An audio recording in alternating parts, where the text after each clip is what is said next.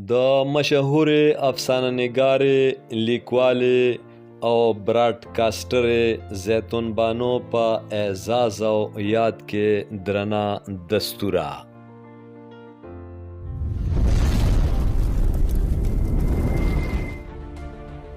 دستوره په Peshawar public school and college Peshawar کې وشوه.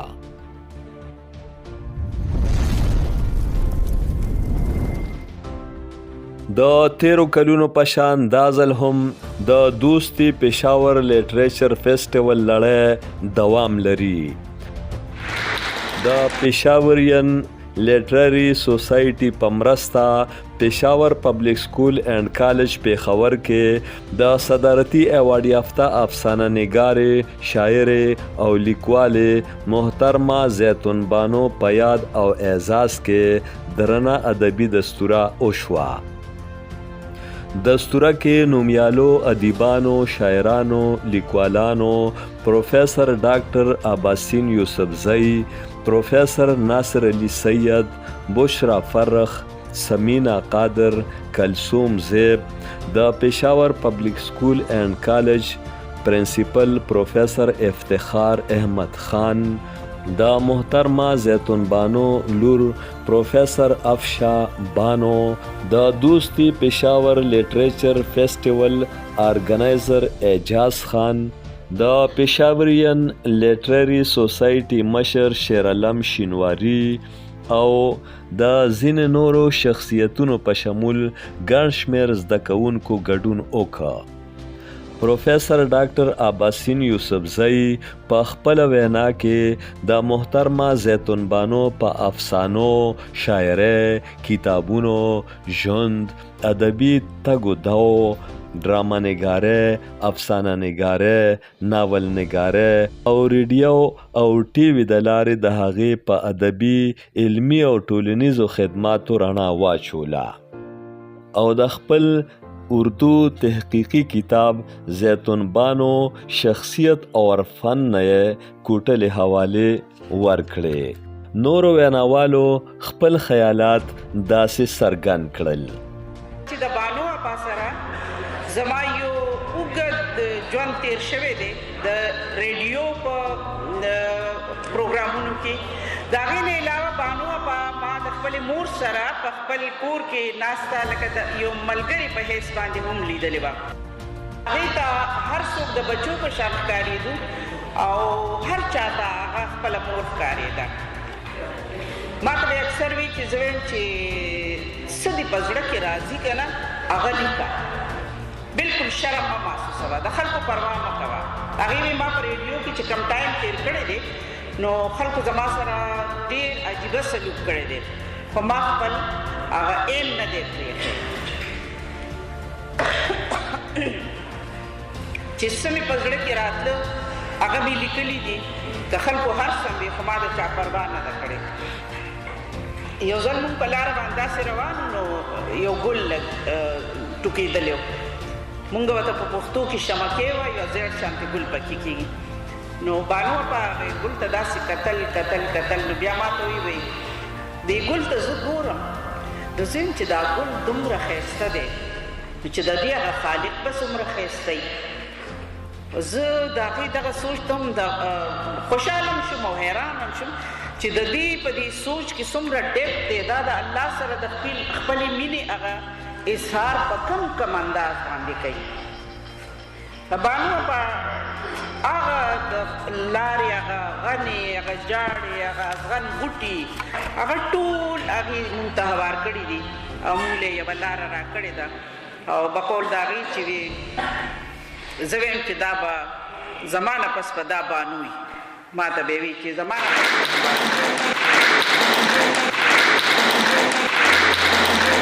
پس شکریہ شیرعالم شینواری اور پېښور پبلک اسکول کی انتظامیہ. آج ہم یہاں اس لیے اکٹھے ہیں کہ ہمارے شہر کی، ہمارے صوبے کی، ہمارے پاکستان کی اور پوری اردو دنیا اور پشتو دنیا دونوں حوالوں سے ایک بہت ہی بڑا نام، ایک بہت ہی معتبر اور مستند نام جنہوں نے اپنی پوری زندگی اپنے لوگوں کی بھلائی میں صرف کی اور اس کے لیے انہوں نے مختلف حوالے تلاش کیے۔ ایک ایسے وقت میں وہ میدان ادب میں آئیں، ایک ایسے زمانے میں کہ جب خواتین باہر نہیں نکلا کرتی تھیں۔ ہمارے ہاں اب بھی بہت سے علاقوں میں یہ ہے سلسلہ، یہ رواج ہے کہ ہم نے کوشش یہی کی ہے کہ ہماری خواتین زیادہ فعال کردار ادا نہ کریں۔ الحمدللہ اب زمانہ بدل گیا ہے اور اب خواتین زندگی کے ہر شعبے میں اپنی صلاحیتوں کا مظاہرہ کر رہی ہیں، اور اس وقت بھی آپ نے دیکھا کہ ہماری پریزیڈیم میں زیادہ تعداد خواتین کی ہے۔ تو یہ بہت خوشائند بات ہے۔ اور یہ جو خواتین آپ کو نظر آ رہی ہیں، مجھ سے پہلے یہاں کلثوم بی بی نے بات کی، اس سے بعد سمینہ قادر نے، اور اس سے پہلے بشرا فرق نے، یہ سب خواتین وہ ہیں کہ جن کو حوصلہ ملا اگر ہے، ان کو طاقت ملی ہے، ان کے اندر کی جو توانائی ہے اس میں اضافہ ہوا ہے، تو وہ ایک ہی ہستی ہے جس کی وجہ سے ہوا ہے، اور وہ ہے زیتون بانو۔ کیونکہ زیتون بانو نے اس وقت یہ جہاد کیا جبکہ واقعتاً خواتین کا نکلنا گھر سے باہر مشکل تھا، چجائے کا وہ کام کریں، سروس کریں، پھر وہ ادبی ہنگاموں میں شرکت کریں۔ مجھے یاد ہے ایک نہیں کئی ایسے ہی ادبی تقریبات جس میں زیتون بانو بی بی شریک ہوا کرتی تھیں، اللہ ان کے درجات بلند فرمائے۔ تو میں انہیں اکثر اردو سائنس بورڈ میں 2-3 مرتبہ بلکہ شاید زیادہ دفعہ ایسا ہوا ہے کہ میں ان کو صدارت کے لیے دعوت دیتا تھا کہ جی آئیں اور آج آپ کی محفل کی صدر آپ ہوں گی۔ تو 1-2 دفعہ تو خیر انہوں نے صدارتی خطبہ دیا، جو صدارتی کلمات ہیں وہ کہے، لیکن ایک دفعہ انہوں نے بہت دلچسپ بات کی تھی، وہ میں کبھی نہیں بھولتا۔ انہوں نے کہا کہ جی یہ مجھے جو ناصر علی سید نے آج کی تقریب کا صدر بنا دیا ہے تو میں ان کو شکریہ ادا نہیں کرتی۔ اس کی وجہ یہ ہے کہ یہ انہوں نے مجھ پر احسان نہیں کیا، یہ ان کی مجبوری تھی، اور مجبوری یہ تھی کہ میں اس پورے اتنے بہت سے یہاں میرے حضرات موجود ہیں، قلم قبیلے کے لوگ موجود ہیں، اور میں اکلوتی خاتون ہوں، تو میں جب کسی کرسی پر بیٹھتی ہوں تو میری دائیں طرف والی کرسی بھی خالی ہوتی ہے، میری بائیں طرف والی کرسی بھی خالی ہوتی ہے، کیونکہ کوئی مرد خاتون کے پاس بیٹھنا پسند نہیں کرتا، اچھا نہیں سمجھا جاتا تھا، مایوس سمجھا جاتا تھا کہ یہ تو بہت بری بات ہے کہ خاتون ہے تو میں اس کے ساتھ کیسے بیٹھ جاؤں۔ تو کہتے ہیں ادھر بھی ایک کرسی اور ادھر بھی ایک کرسی، اور میں ایک ہی خاتون ہوتی ہوں۔ تو اب آپ اس سے اندازہ لگا لیں کہ 2 کرسیاں خالی پڑی رہتی ہیں، اور بعض اوقات مرد بیچارے کھڑے بھی ہوتے ہیں لیکن وہاں نہیں بیٹھ سکتے۔ یہ وہ زمانہ تھا کہ جب خاتون کے برابر میں کوئی مرد بیٹھ بھی نہیں سکتا تھا۔ ایک ایسے زمانے میں زیتون بانو نے باہر نکل، اس نے کہا کہ مجھے پھر انہوں نے کہا ایک صدر کی کرسی پر اس کو بٹھا دو تاکہ یہ سب سے الگ ہو جائے، تو مجھے الگ کرنے کے لیے آپ لوگ یہ کام کر رہے ہیں، جبکہ میں چاہتی ہوں کہ میں الگ نہ ہوں۔ میں سمجھتی ہوں مرد عورت برابر کے حصہ دار ہیں اس معاشرے کو آگے بڑھانے میں، سو مجھے ان کے ساتھ کام کرنا ہے۔ انہوں نے کہانیاں لکھی، انہوں نے ریڈیو میں کام کیا، انہوں نے اسی یہی جو آپ کی مادر علمی ہے یہاں پہ انہوں نے ان کی بچیوں نے پڑھایا بھی، اور اس کے علاوہ ان کی جو کتابیں ہیں وہ پوری اردو دنیا میں پھیلی ہوئی ہیں۔ 2 درجن سے زیادہ ان کی کتابیں ہیں، کہانیاں، ناولیں۔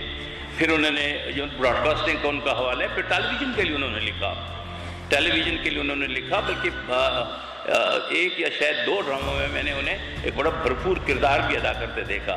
تو وہ بیک وقت شاعرہ بھی تھیں، افسانہ نگار بھی تھیں، ناول نگار بھی تھیں، مترجم بھی تھیں، اپنے افسانوں کو بھی خود پشتو سے اردو میں کنورٹ کرتی تھیں۔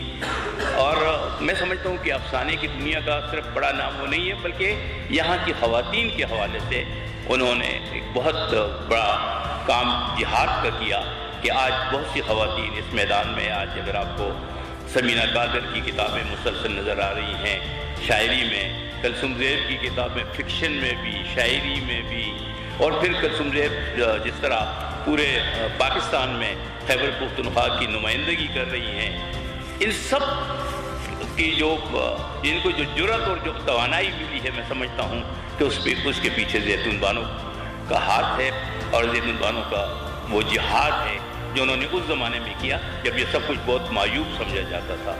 تو میں سمجھتا ہوں کہ پشاور پبلک اسکول اور دوستی ویلفیئر آرگنائزیشن نے یہ آج جو ان کے نام اس نشست کا اہتمام کیا ہے، تو میرا خیال ہے اسے اور بھی بھرپور طریقے سے ہونا چاہیے، جس میں ان کے فن پر، ان کی شخصیت پر اور حوالوں سے بھی بات ہو۔ کچھ بات یہاں شاید کی بھی گئی ہو مجھ سے پہلے، میرے علم میں نہیں ہے، میں دیر سے آیا، لیکن یہ ہے کہ میں سمجھتا ہوں کہ متقاضی ہے زیتون بانو کی خدمات کہ ان کو اس سے بڑے پیمانے پر یاد کیا جائے۔ آپ کی سماعتوں کا بہت شکریہ۔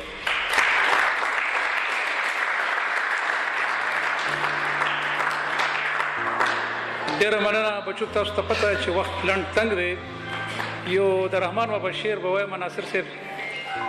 رحمان بابا یو شعر ویلی دی، د شاهانو ورکړه لال او جواهر دي، د شاهانو ورکړه لال او جواهر دي، د قلم د خاوندانو د زړه ویني.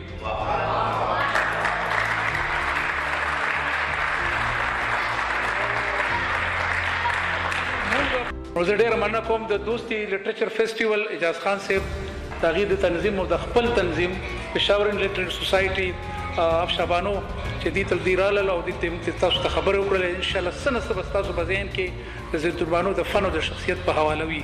ډېره مننه سر، تاسو ډېره مننه کوم، ډېره شکریه سر، ستاسو هم ډېره مننه چې وخت موږ ناصر صاحب ستاسو خو بیا ډېره شکریه، ستاسو بچي زما ډایرکټ سټوډنټ باندې پاتې شوي، تاسو خو زموږ د سټاف ممبر پاتې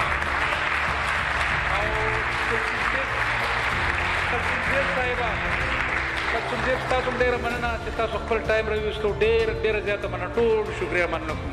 ډېره مننه بچو تاسو راغلی، خوشحاله شئ، ډېره مننه.